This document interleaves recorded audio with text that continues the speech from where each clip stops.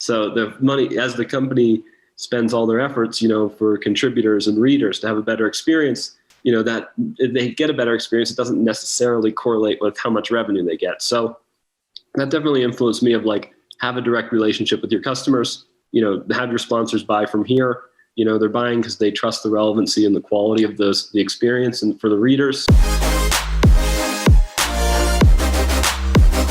One thing that really influenced me was learning more about the history of BuzzFeed. And, it came from the BuzzFeed founder was one of the co-founders at Huffington Post. And the Huffington Post built no relations with their sponsor and just plugged in Google Ads or whatever other ad service they could. And everything was about building all their software and their system around that. And it's not integrated with how the company makes money.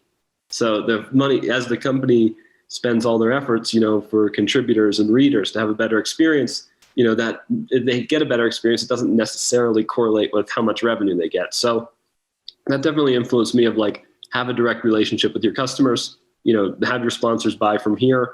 They're buying because they trust the relevancy and the quality of the experience and for the readers. So I think it's owning the relationship with the customers is a big one. And I think also with subscription models, I think it's better. I'm more of a fan of kind of the Patreon and the individual creator than I am of Comcast. And I think as you look at individual creators connecting directly with their fans, that makes a lot of sense.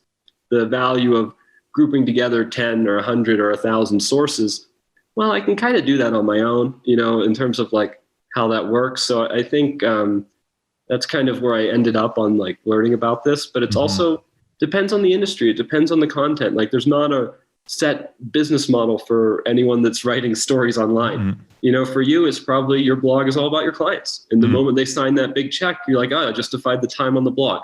That was part of it. That's part of the buying journey. It's not like you want $1 from each one of your, readers. And if they don't read it, they don't pay you $1, you don't gain a reader either. So that's, people should kind of pick their own path when they're trying to make a business model. For us, we wanted to keep all of our content free.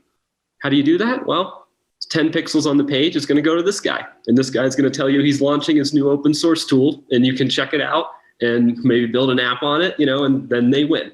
So that's kind of the spot I ended up on it. But it depends on your company, depends on your field. Like there's not really, it's a bit of a free for all of like, it's not as simple as other industries where they know what the best business model is.